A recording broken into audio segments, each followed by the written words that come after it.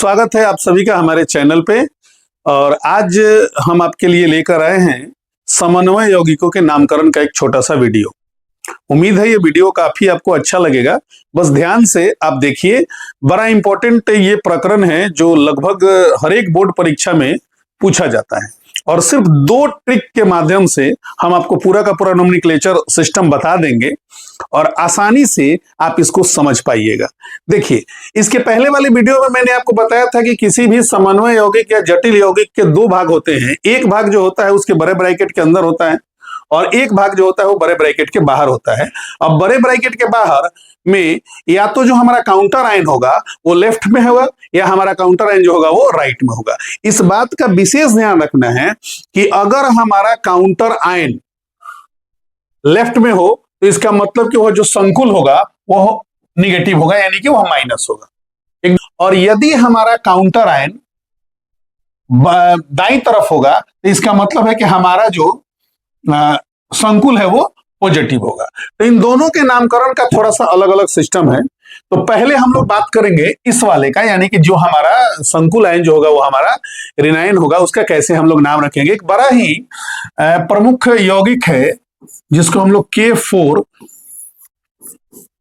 FeCN का whole 6 इसको हम लोग देखते हैं। इनका नामकरण करने का सबसे पहला मतलब ये होता है, ये पहले भी हमने आपको बताया है कि हमारा ये काउंटर आयन K4 है, लोहा Fe जो है वो हमारा सेंट्रल एटम है और साइनाइड जो है वो हमारा लिगेंड है। तो सबसे पहले जब नामकरण किया जाता है तो अगर हमारा काउंटर आयन धनायन होगा तो काउंटर आयन धनायन होगा तो जो भी होगा उसका नाम हम पहले यहाँ पे लिख देंगे। तो चूंकि हम यहाँ पे देख रहे हैं कि पोटेशियम हमारा है तो हम इसका सबसे पहले नाम लिख देंगे पोटेशियम।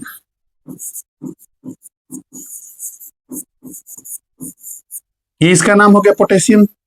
अब यहाँ पे हम देख रहे हैं कि के जो है वो 4 है, 4 ठो है। इससे कोई मतलब नहीं है, 4 हो 5 हो, इससे कोई मतलब नहीं है, बस उसका सिंपल सा हम नाम लिख देंगे। इसका नाम लिखने के बाद थोड़ा सा हम जगह छोड़ेंगे और तब हम लिगेंड्स का नाम लिखेंगे। लिगेंड्स का नाम लिखते वक्त इस बात का ध्यान रखेंगे कि यहाँ पे देखिए कुछ लिगेंड्स के नाम आपको याद रखने पड़ेंगे।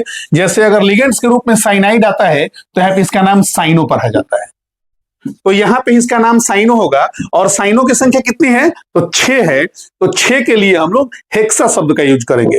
अगर 2 होगा तो हम लोग डाई, 3 होगा तो ट्राई, 4 होगा तो टेट्रा, 5 होगा तो पेंटा, 6 होगा तो हेक्सा। तो चूंकि यहाँ पे 6 है तो यहाँ पे हम लिखेंगे हेक्सा,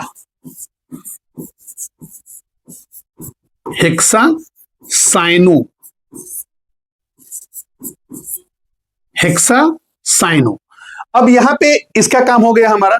अब हम सेंट्रल एटम का नाम लिखेंगे तो सेंट्रल एटम का नाम लिखने भी थोड़ा सा आपको समझना पड़ेगा कि यदि हमारा संकुल ऋणायनिक है यानी कि निगेटिव है तो सेंट्रल एटम के नाम में 8 जोड़ा जाता है। फिर से एक बार समझिए कि अगर हमारा संकुल, अगर हमारा कॉम्प्लेक्स ऋणायनिक है तो सेंट्रल एटम के नाम में 8 जोड़ा जाता है। और चूंकि हमारा यहाँ पे जो संकुल है वो ऋणायनिक है तो यहाँ पे हम क्या लिखेंगे फेरेट। लोहा में फेरम में अगर 8 जोड़ेंगे तो हो जाएगा फेरेट। और यहां अब ये पूरा नाम हो गया पोटेशियम हेक्सा साइनोफेरेट। और यहां लिखने के बाद सेंट्रल एटम की ऑक्सीकरण संख्या यहां पे लिख दी जाएगी। तो सेंट्रल एटम की ऑक्सीकरण संख्या का वीडियो मैंने पहले बना रखा है। यहां पे अगर इसका ज्ञात करेंगे तो कितना हो जाएगा 2 हो जाएगा और उसको रोमन अक्षरों में लिख दिया जाएगा। इस प्रकार इसका पूरा नाम हो गया पोटेशियम हेक्सा साइनोफेरेट।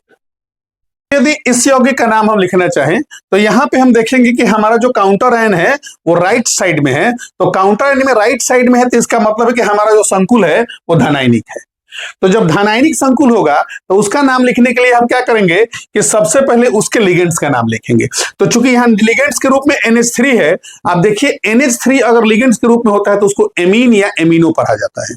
अगर लिगेंड्स के रूप में NH3 होता है तो उसको हम लोग एमीन या एमिनो पढ़ते हैं। H2O होता है तो उसको एक्वा या एक्वो पढ़ते हैं। तो चूंकि यहां पर एमीन है तो यहां पे हम शुरू करेंगे एमीन से, और एमीन की संख्या चूंकि 6 है तो 6 के लिए हम इसका नाम लिखेंगे हेक्सा एमीन, हेक्सा एमीन। और उसके बाद सेंट्रल एटम का नाम लिखाएगा। हाँ, यहां पे हमने बताया था कि अगर हमारा कॉम्प्लेक्स ऋणायनिक होगा तो सेंट्रल एटम के नाम में 8 जोड़ा जाता है, लेकिन अगर हमारा संकुल धनायनिक होगा या उदासीन होगा तो सेंट्रल एटम के नाम में कोई परिवर्तन नहीं किया जाता है, जो उसका नाम होता है उसका वही लिख दिया जाता है। तो चूंकि सेंट्रल एटम के रूप में कोबाल्ट है तो यहां पर सीधे कोबाल्ट लिखा जाएगा। और उसके बाद हम एक छोटे वाले ब्रैकेट में सेंट्रल एटम की ऑक्सीकरण संख्या लिखते हैं और वो भी रोमन अंकों में लिखते हैं। तो चूंकि इस यौगिक में सेंट्रल एटम की ऑक्सीकरण संख्या जो है वो 3 है, तो यहां पे हम रोमन अक्षर में इसको 3 लिख देंगे और बाद में हमारा जो काउंटर आयन है उसको हम लोग लिख देंगे और काउंटर आयन के रूप में क्लोरीन है तो यहां पे लिखा जाएगा क्लोराइड। तो इस प्रकार इसका पूरा नाम हो गया हेक्साइमिन कोबाल्ट 3 क्लोराइड। उम्मीद है आपको यह वीडियो काफी अच्छा लगा होगा। अगर यह वीडियो आपको अच्छा लगा है तो इसको अधिक से अधिक शेयर करें।